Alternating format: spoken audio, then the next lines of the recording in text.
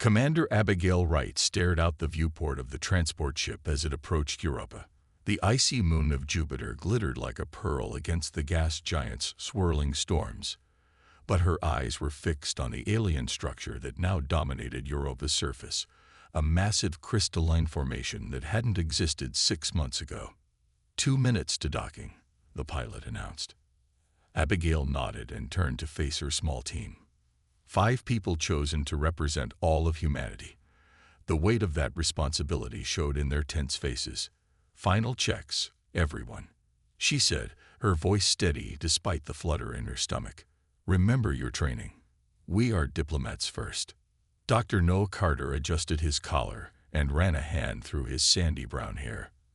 As the team's xenolinguist, he'd spent the last 3 years studying the fragments of Zarkai language intercepted by Earth's deep space arrays. Theory was about to become practice, and the thought made his hands tremble slightly. "Do you think they'll look like the images we captured?" asked Lisa Benson, the team's biologist. "I doubt our long-range scans did them justice," No replied. "But I'm more concerned with understanding their intentions than their appearance." The ship shuddered as docking clamps engaged. A soft hiss indicated the airlocks were connecting. "This is it," Abigail said, straightening her uniform. Humanity's first official contact with an alien civilization. The door slid open. The corridor beyond was unlike anything they had expected. The walls seemed to flow like liquid glass, with soft blue light pulsing through them in rhythmic patterns. The air smelled faintly of ozone and something else, something alien. Standing at the far end of the corridor were 3 figures. The Zarkai were tall, nearly 7 feet in height, with slender bodies that moved with uncanny grace. Their skin shimmered with iridescent patterns that shifted as they moved. Most striking were their 4 arms and large, multifaceted eyes that reminded Noah of insect eyes, but with an intelligence that was unmistakably sentient. The central figure stepped forward. "I am Ambassador Lyrith," it said, the words coming not from its mouth, which was small and seemingly unsuited for human speech, but from a small device at its throat.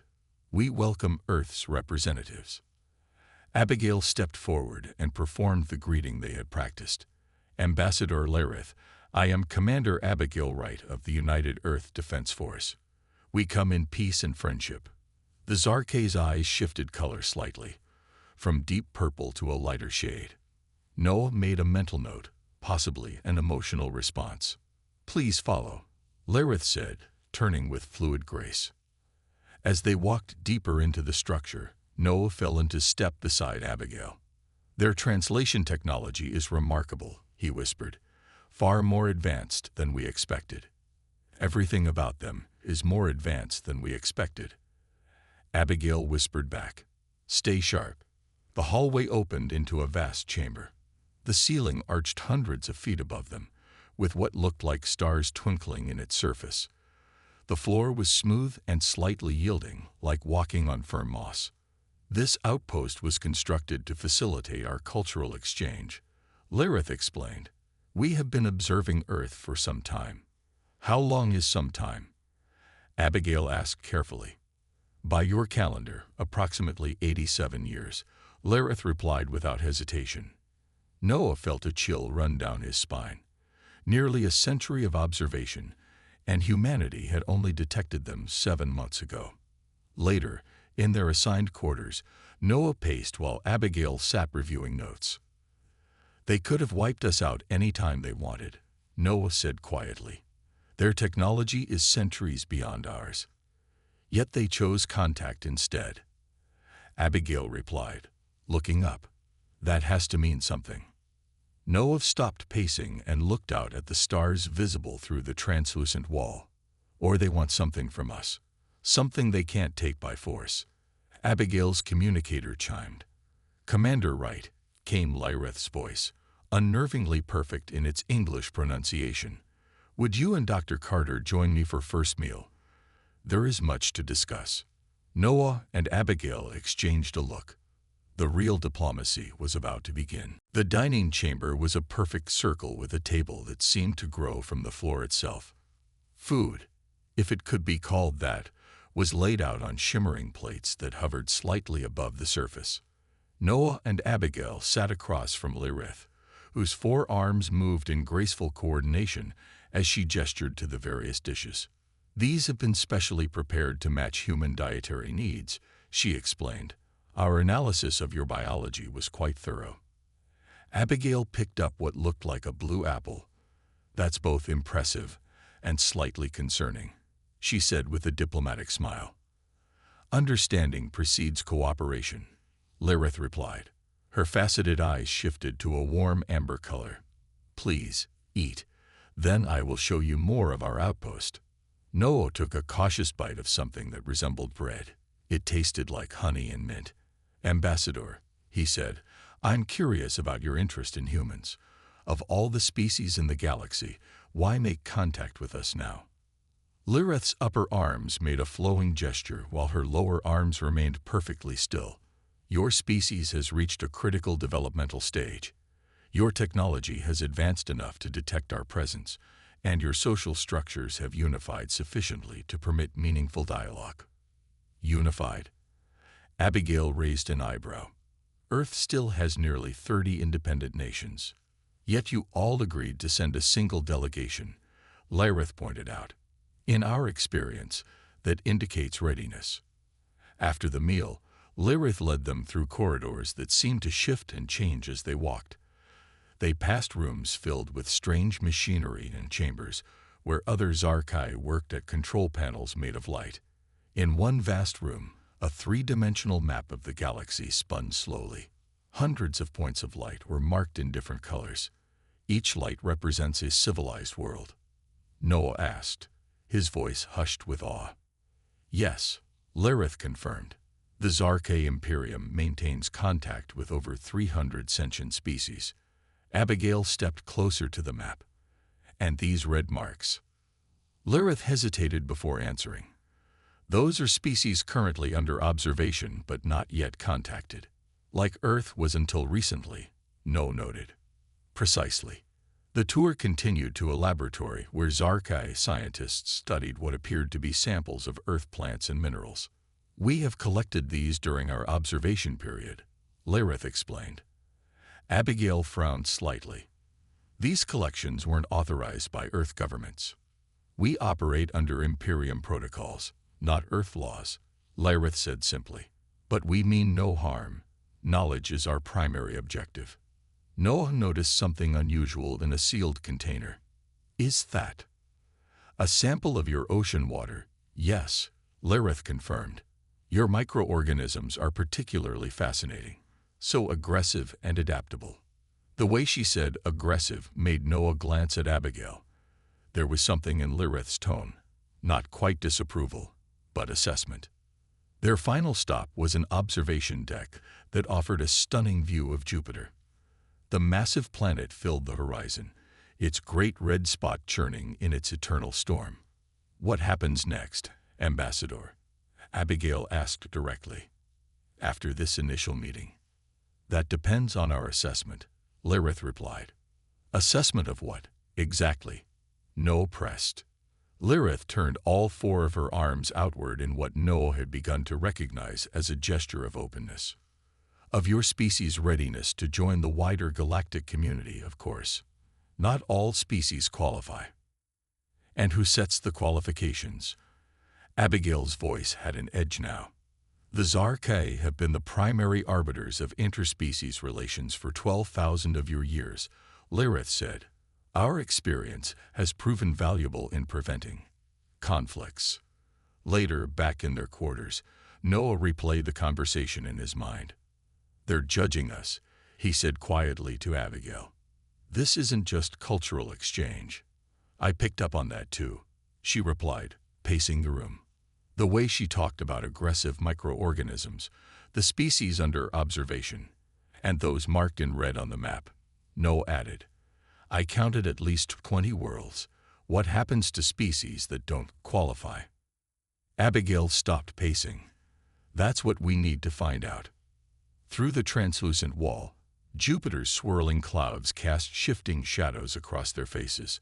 Somewhere on Earth, Billions of people went about their lives, unaware that their future was being decided on this distant moon. The next 3 days fell into a rhythm. Each morning, the human delegation would present information about Earth culture, history, and achievements. Each afternoon, the Zarkai would ask questions that probed deeper than simple curiosity. On the 4th day, Noah prepared a presentation on human art and literature. He displayed images of the Sistine Chapel, the Great Wall of China, and the rebuilt monuments of ancient Egypt. Our creations reflect our values, Noah explained as images of famous paintings and sculptures appeared on the floating screen. Beauty, struggle, hope, love. These themes appear across all human cultures. Lirith watched with her 4 arms clasped in front of her. The other 5 Zarkai in the room remained perfectly still, their faceted eyes shifting colors as they processed the information. You create much beauty, Lirith acknowledged. Yet your history contains much destruction as well. We don't hide from our past, Abigail said. Humans have fought countless wars. We've damaged our planet. We've hurt each other, but we learn and grow. A smaller Zarkai named Velener spoke up. Your literature speaks often of conflict, of fighting against overwhelming odds. Noah nodded. That reflects something fundamental about humans. We face challenges head-on, even when victory seems impossible, Lyrith asked. Especially then, Noah replied with a smile. After the presentation, Lyrith invited Noah to view their library of collected human literature. The room was small but contained thousands of books, physical books, arranged on shelves that curved gently along the walls.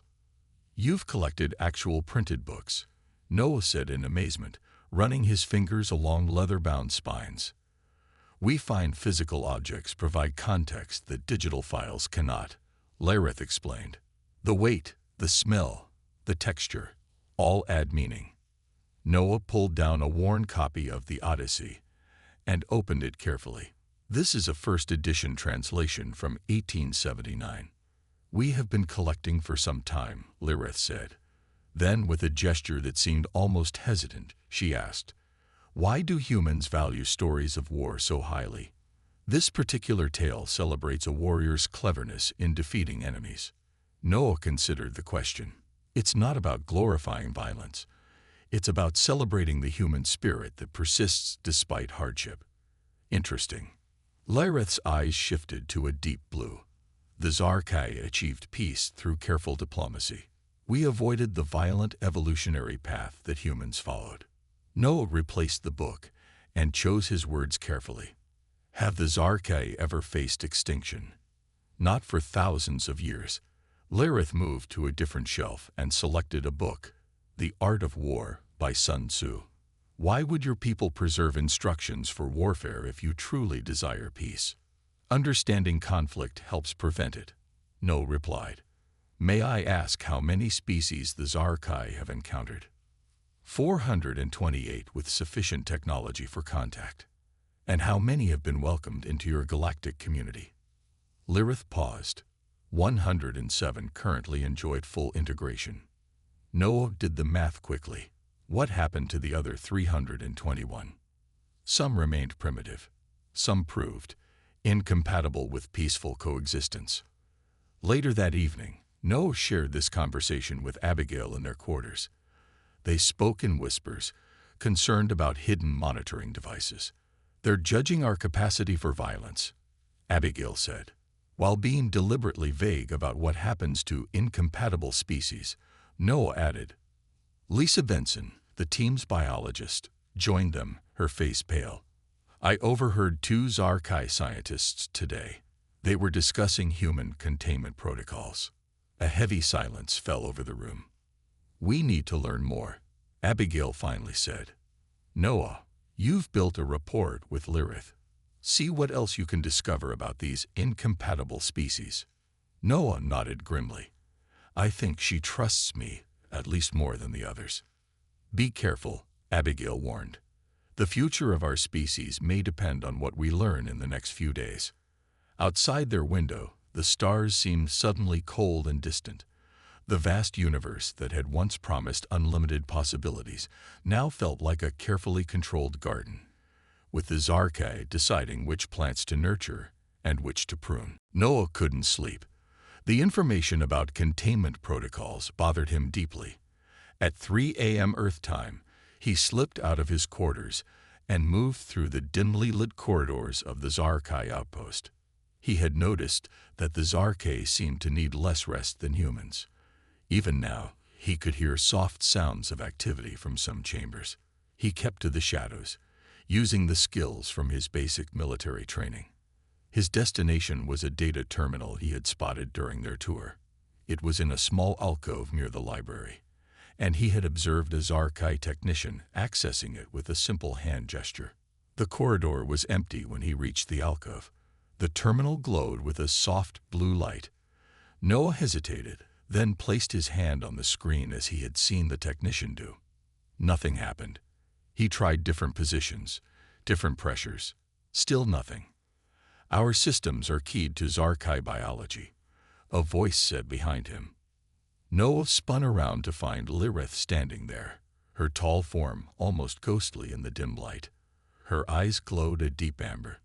"I was just," Noah began. Seeking information not freely offered, Lirith finished for him. But strangely, she didn't seem angry. "Your curiosity is expected. Come." She led him not back to his quarters, but deeper into the complex, to an area the humans hadn't been shown before.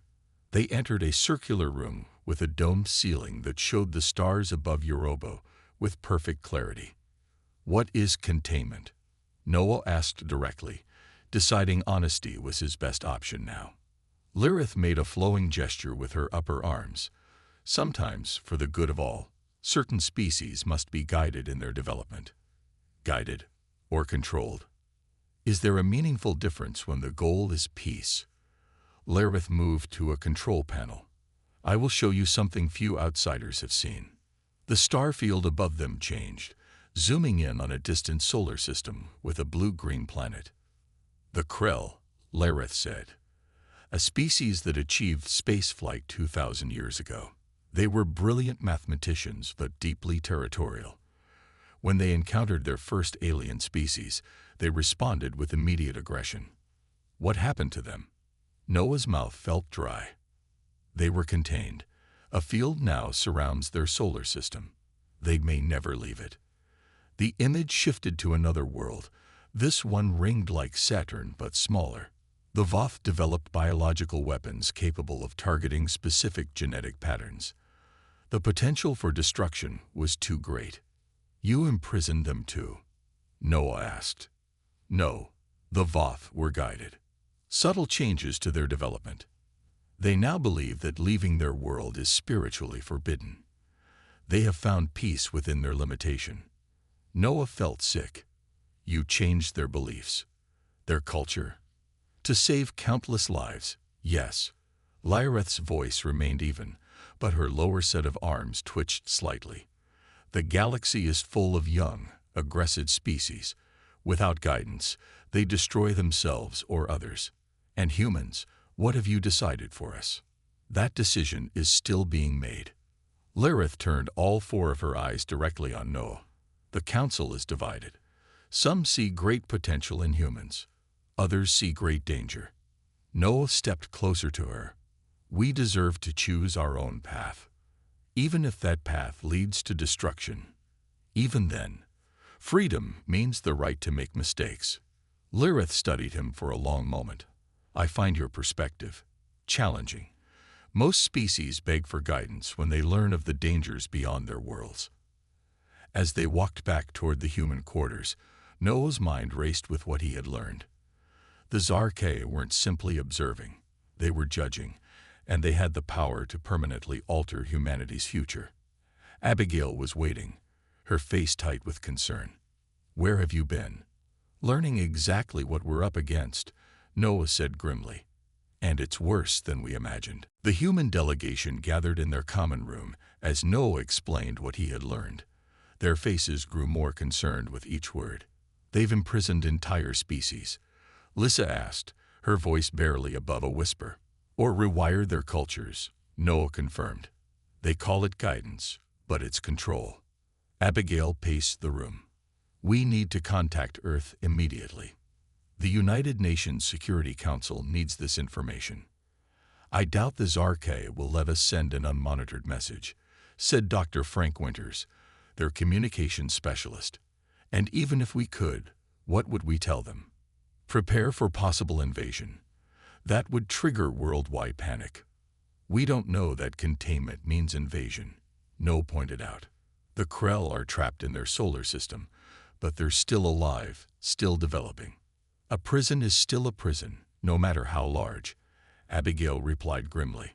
Their discussion was interrupted by a soft chime.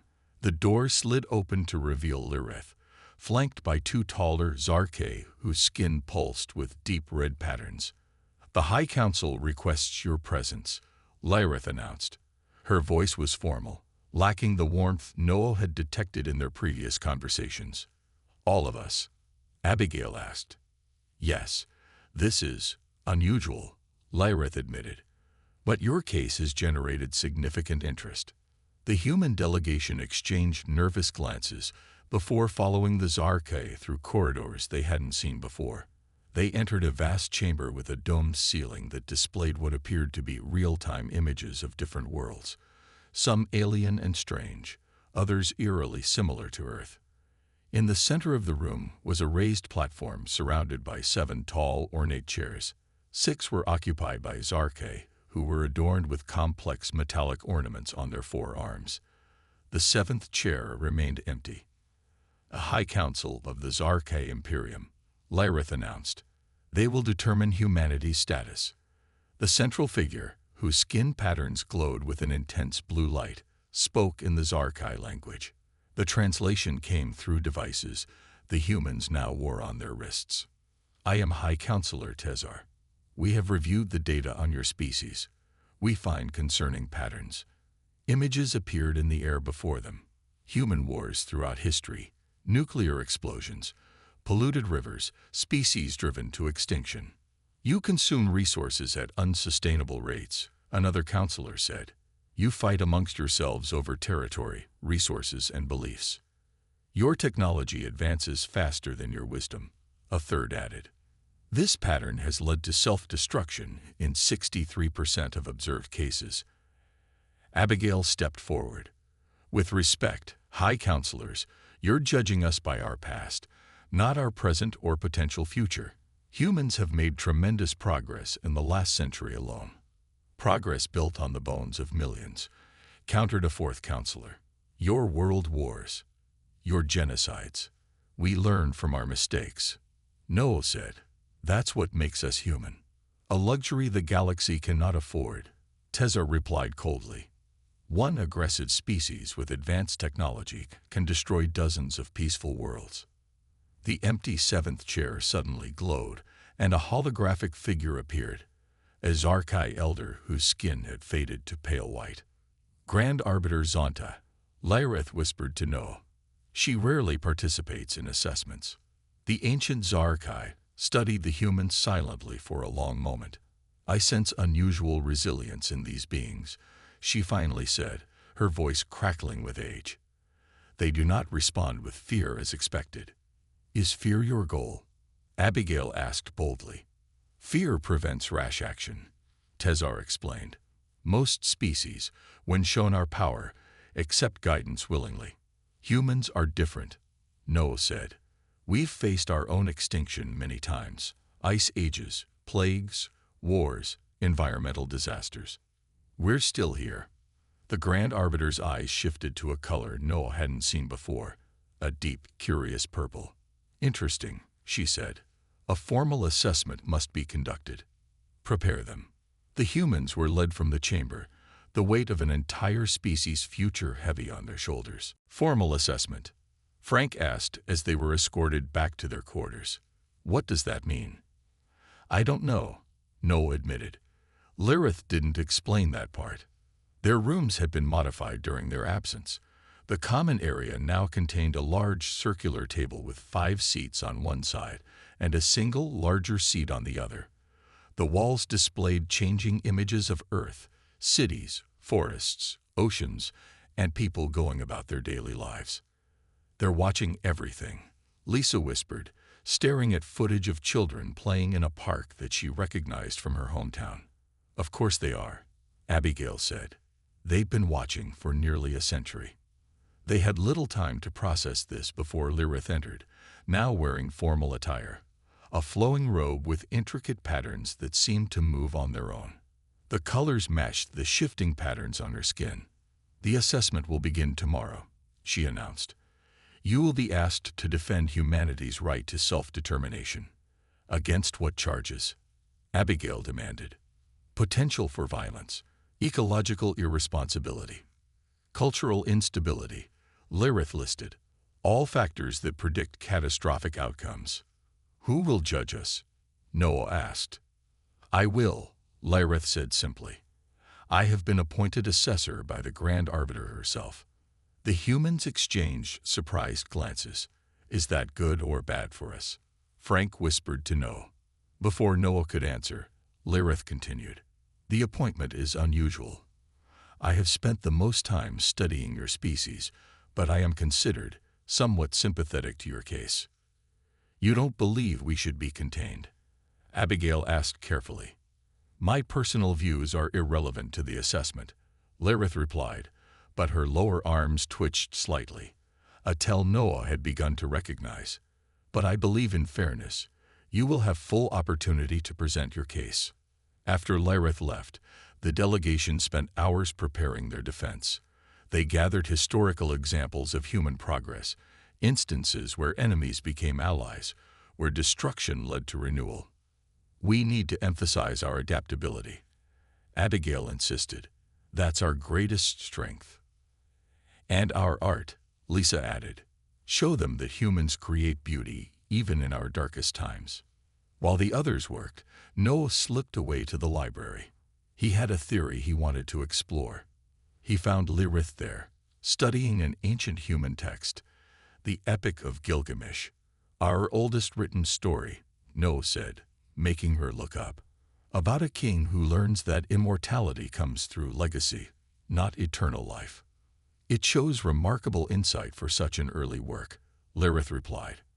Her eyes shifted to a warm amber color. Noah sat across from her. May I ask you something personally, not as an assessor? Lirith hesitated, then made a gesture of assent with her upper arms. Have the Zarkai ever been afraid? Noah asked. The question seemed to surprise her. Of course, all sentient beings experience fear. What do you fear now? Her 4 eyes studied him intensely. An interesting question, Dr. Carter. She was silent for a moment before continuing. Perhaps chaos, unpredictability, the disruption of the order we have maintained for thousands of years. And you think humans bring chaos? Your history suggests it, she said, but without conviction. Noah leaned forward. You've studied us extensively. What do you really think of humans? Lirith closed the ancient book carefully. You are puzzling.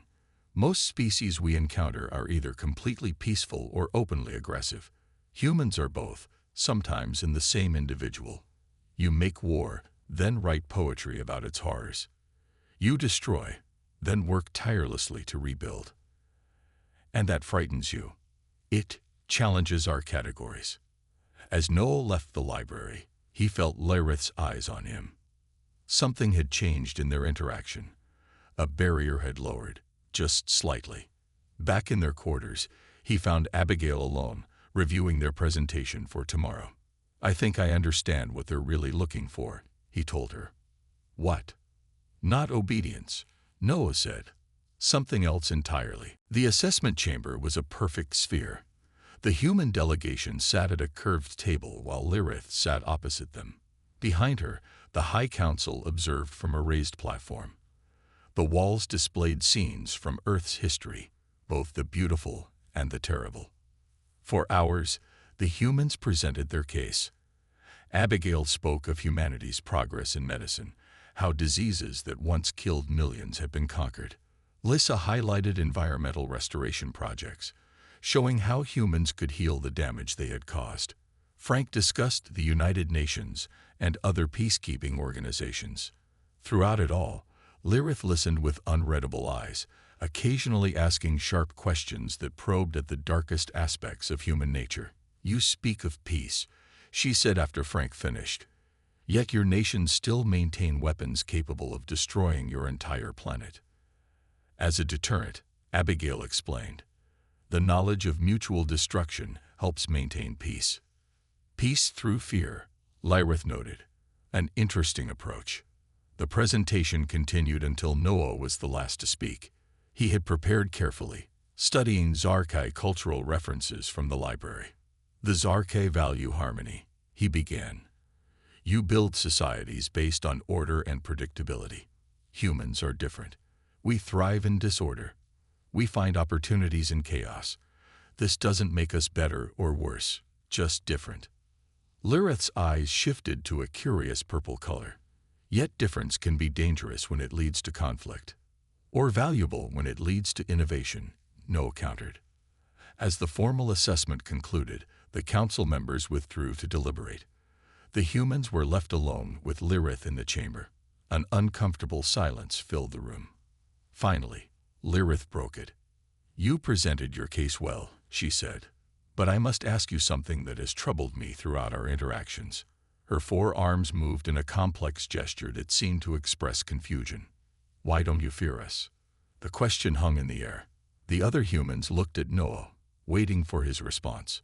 "What do you mean?" he asked carefully. "We have shown you our technology, our power. You've seen the worlds we have contained. You know we could do the same to Earth." Lirith leaned forward. "Most species would plead for mercy, offer servitude, anything to avoid containment. Yet you argue as equals. You challenge us. You show no fear." Noah glanced at Abigail, who nodded slightly. "May I speak freely?" he asked. "Please," Lirith said. Noah took a deep breath. "We don't fear you because fear is a choice. Humans have faced extinction many times. Ice ages, plagues, wars, disasters. Each time, we survived not by cowering, but by fighting back. Not with weapons always, but with ingenuity, with cooperation, with determination." He stood and approached Lirith directly. "You've studied our literature. Our heroes aren't those who submit to power, but those who challenge it when it's wrong. David against Goliath, the small against the mighty." Lirith's skin patterns pulsed rapidly. "But we could destroy you." "You could," Noah agreed. "But that's not what you want. The Zarkai pride themselves on creating order through diplomacy, not destruction. If you contain us, it would be an admission of failure, that you couldn't find a peaceful solution." Noah's voice grew stronger. "And here's what truly separates us. We don't fear you because we've already faced our own darkness. Our history shows humans at their worst and best. We know what we're capable of, both the terrible and the magnificent." He looked directly into Lirith's four eyes. "But do the Zarkai know their darkness? Or have you hidden from it behind your technology and your containment fields? Perhaps what really frightens you about humans is that we remind you of what you once were, or what you might become if your perfect order ever breaks down." The chamber fell completely silent. Even the council members who had returned for Noah's answer stood frozen. Lirith stared at Noah, her breathing visibly faster. For the first time, her composure seemed shaken. "That," she finally whispered, "is the most honest answer I have ever received." The council chamber erupted into chaos. The Zarkai, normally so composed, spoke over each other in their musical language. Their skin patterns flashed with colors Noah had never seen before, bright oranges, and deep purples that pulsed rapidly. Lirith raised all four of her arms, calling for order. Slowly, the room quieted. "Your answer is challenging," she said to Noah. Her voice was calm, but her skin still rippled with emotion.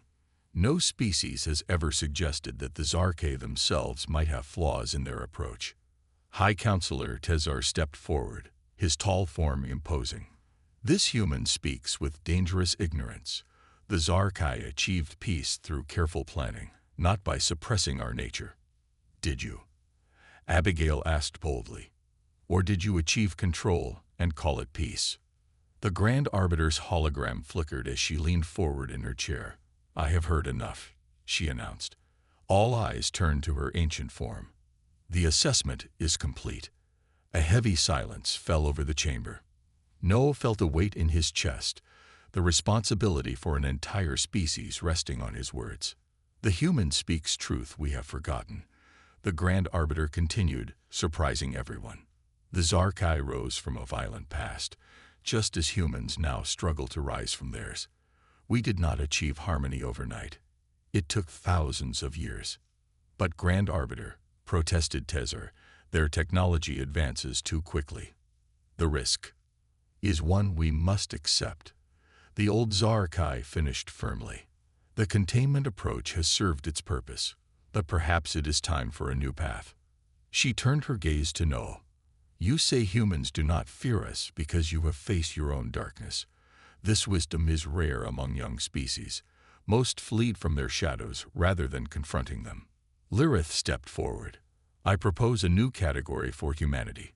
Not containment, not full integration, but partnership. Murmurs spread through the council. Explain, the Grand Arbiter requested. Humans have qualities the Zarkai have forgotten. Adaptability, creativity born from struggle, the courage to face their flaws. Lirith said, we have maintained peace, yes, but perhaps at the cost of growth. Together, we could be stronger than apart. The council debated, their voices rising and falling. Noah and the human delegation watched in tense silence. After what seemed like hours, the Grand Arbiter raised her hand. The council has decided, she announced. Humanity will not be contained. Earth will remain sovereign. We will establish an embassy on your planet and offer limited technology exchange. In return, we ask that humans share their arts, philosophy, and unique perspective with the Imperium. The relief among the humans was palpable. Abigail stepped forward. On behalf of Earth, we accept these terms with gratitude and hope for a peaceful future together. The formal proceedings concluded, and as the humans prepared to return to their quarters, Lirith approached Noah privately. Your words changed minds today, she said quietly, including mine. I spoke the truth as I see it, Noah replied. That is the rarest gift in the galaxy. She hesitated, then added, the Zarkai have maintained peace for so long that we forgot its purpose. Peace is not the absence of conflict, but the presence of justice and growth. Will you come to Earth with us? Noah asked. As the first ambassador. Yes, Lirith said, her skin glowing with warm blue patterns. I have much to learn from humans. 2 days later, as their ship approached Earth, Noah stood at the viewport with Lirith. The blue planet grew larger, beautiful and fragile in the darkness of space. Are you nervous? He asked. Yes, she admitted. Your world is chaotic, unpredictable. That's what makes it wonderful, Noah said with a smile. Lirith's 4 eyes blinked in sequence, a gesture Noah now knew expressed agreement. Perhaps, she said thoughtfully, the Zarkai need a little more chaos in our perfect order. And perhaps humans need to see that peace is possible across difference. Below them, Earth turned slowly, unaware that its future had just changed forever, not through fear, but through understanding. The stars around them seemed brighter somehow, full of new possibilities.